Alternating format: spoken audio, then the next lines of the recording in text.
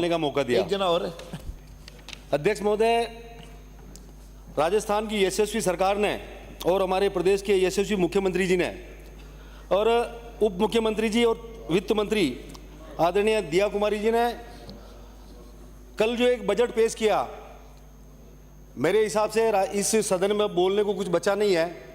जब विपक्ष वाले मानने लग गए कि ये बहुत ही अच्छा बजट है, सदन के बहुत ही सीनियर नेता जिनका हम सब लोग सम्मान करते हैं, उन्होंने भी इस बजट को सराहा है। और इनसे पहले रानीवाड़ा से आने वाले माननीय सदस्य ने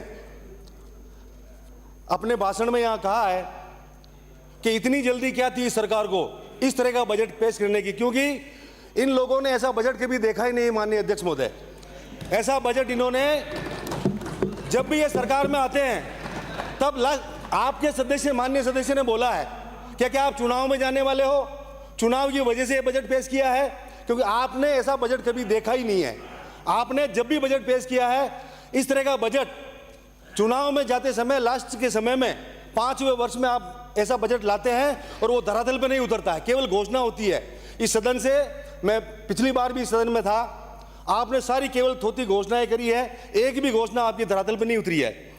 माननीय अध्यक्ष महोदय, इस बजट में माननीय मुख्यमंत्री जी ने हर वर्ग को राहत दी है, चाहे वो किसान हो, चाहे व्यापारी हो, चाहे वृद्धजन हो, चाहे युवा हो, चाहे महिला हो, चाहे मजदूर हो, चाहे खिलाड़ी हो, चाहे पशुपालक हो, चाहे ऊंट पालक हो, चाहे कर्मचारी हो, चाहे पूर्व कर्मचारी हो, हर वर्ग को इस सरकार ने साधने का काम किया है, हर वर्ग को राहत देने का इस सरकार ने काम किया है। मैं इसके लिए आदरणीय मुख्यमंत्री जी का और उनका जो मंत्रिमंडल है उन सभी का हृदय की गहराइयों से आभार व्यक्त करता हूं। और सबसे बड़ी बात, इस सदन में 6 साल में, ये 6ठा साल है माननीय अध्यक्ष महोदय, मुझे भी पहली बार मुझे गर्व होता है कि मैं हिंदू समाज से हूं और इस सरकार ने प्रदेश के 600 मंदिरों के लिए 13 करोड़ रुपए की जो घोषणा करी है, केवल 7 सज्जा के लिए 13 करोड़ रुपए की घोषणा। राजस्थान प्रदेश के 600 मंदिरों में जो हमारे हिंदू समाज के त्यौहार होते हैं, उन त्योहारों पे केवल 7 सज्जा के लिए 13 करोड़ रुपए की घोषणा करी है। मैं हृदय की गहराइयों से माननीय मुख्यमंत्री जी और उप मुख्यमंत्री जी, हमारे वित्त मंत्री जी का हृदय की गहराइयों से आभार व्यक्त करता हूं। माननीय अध्यक्ष महोदय, पिछली सरकार ने 5 सालों में केवल थोथी घोषणाएं करी है, घोषणाओं के अलावा कुछ नहीं किया है। मैंने 5 साल में इस सदन में बैठ करके जो इन्होंने घोषणा करी है, प्रत्येक ग्राम पंचायत में नंदीशाला खोलने की इन्होंने घोषणा करी है, आज तक मेरी विधानसभा में मैंने एक भी नहीं देखी है। 2 लाख रुपए तक का किसान का संपूर्ण कर्जा इन्होंने माफ करने का वादा किया था प्रदेश की जनता से, 1 रुपया इन्होंने माफ नहीं किया था। 100 से 200 यूनिट बिजली फ्री देने का इन्होंने घोषणा करी थी, लेकिन इनके पास बिजली नहीं थी। कोरोना काल में 1-1 लाख रुपए की खाद्य सामग्री विधायक कोटे से, विधायक फंड से इन्होंने बंटवाने की घोषणा करी थी। वो जो खाद्य सामग्री थी वो विधायकों को दूर रखा गया और कांग्रेस पार्टी के कार्यकर्ताओं ने जा करके अपने जो पार्टी के कार्यकर्ता है और जो कांग्रेस पार्टी के परिवार है उनको जा करके इन्होंने खाद्य सामग्री दी थी। और महात्मा गांधी इंग्लिश मीडियम आपने स्कूलें खोली है, आपके पास इंग्लिश के टीचर नहीं थे, आपने महात्मा गांधी इंग्लिश मीडियम की जो स्कूलें खोली थी, आज उनकी स्थिति क्या है आप राजस्थान में जाकर के देख लीजिए। माननीय अध्यक्ष महोदय, मैं मुख्यमंत्री से आग्रह करना चाहूँगा कि ये बजट है, बहुत ही अच्छा बजट है। इस बजट को प्रदेश की सारी जनता ने, प्रत्येक व्यक्ति ने सराहा है, सोशल मीडिया पे चल रहा है, अखबार की न्यूज़ों में चल रहा है। केवल और केवल मात्र कुछ लोग, मुख्यमंत्री जी ने हर विधानसभा में कुछ न कुछ दिया है। भारतीय जनता पार्टी के विधायकों को कम दिया और विपक्ष वालों को ज़्यादा दिया है, मैं कह रहा हूँ सदन से। लेकिन ये भी जानते हैं, क्योंकि इन्होंने एक हैंडपंप तक नहीं दिया था हम लोगों को उस समय, पिछले 5 साल में। मैं आदरणीय मुख्यमंत्री जी का आभार व्यक्त करना चाहूँगा। और मेरी जो कुछ मांगे हैं, 3 काम मेरी विधानसभा में आदरणीय मुख्यमंत्री जी ने दिए हैं।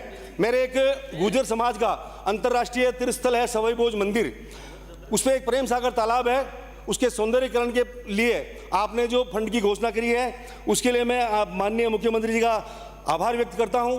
और मेरी विधानसभा में ही गुलाबपुरा में एक कॉलेज की घोषणा आपने करी है, इसके लिए भी मैं मेरे क्षेत्रवासियों की ओर से आभार व्यक्त करता हूं। और मेरे एक जाली चौराहा है जहां पुलिस चौकी की घोषणा करी है, उसके लिए भी मैं हृदय की गहराइयों से मुख्यमंत्री जी का आभार व्यक्त करता हूं।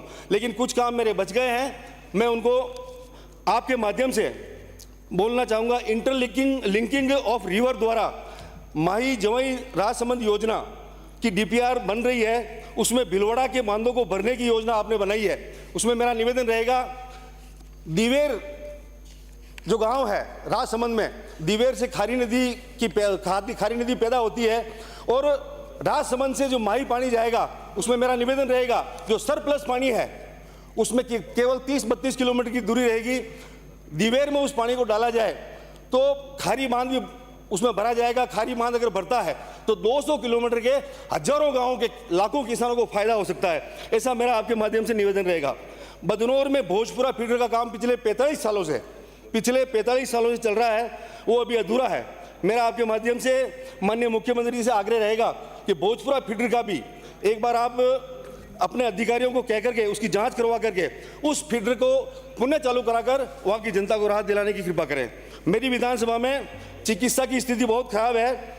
मैंने पिछले 5 वर्ष तक ब्राह्मणों की श्रेणी PSC को CSC तथा कंवलियास PSC को CSC और दौलतगढ़ PSC को CSC में क्रमोन्नत करने की मांग करी थी, लेकिन उस सरकार ने मेरी एक नहीं सुनी। मेरा माननीय मुख्यमंत्री जी से आग्रह रहेगा, जब आप रिप्लाई देवें तो मेरी ये तीनों PSC को आप CSC में क्रमोन्नत करने की घोषणा करें। बरसनी, कटार और भादसी वहाँ सब सेंटर है, उन सब सेंटरों को आप PSC में क्रमोन्नत करने की घोषणा करें, ऐसा मेरा आपसे निवेदन रहेगा।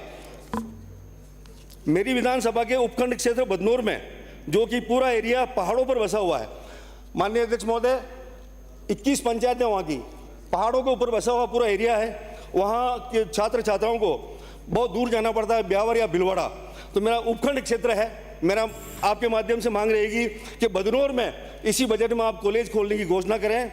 और मेरी विधानसभा क्षेत्र में ही मोड़ का निम्बाड़ा में एक सिरेमिक जोन की घोषणा पिछली सरकार ने करी थी, लेकिन वो आज अधूरी पड़ी है, धरातल पर कोई काम हुआ नहीं है। मेरा आपके माध्यम से मुख्यमंत्री से आग्रह रहेगा कि सिरेमिक जोन की घोषणा जो पिछली सरकार ने करी थी, उस सिरेमिक जोन प्लांट को भी आप चालू करवाने की कृपा करें, तो वहाँ के लाखों जो बेरोजगार युवा है उनको रोजगार मिल सकता है। आपने मुझे बोलने का मौका दिया, इसके लिए बहुत बहुत धन्यवाद। वंदे मातरम, जय श्री राम।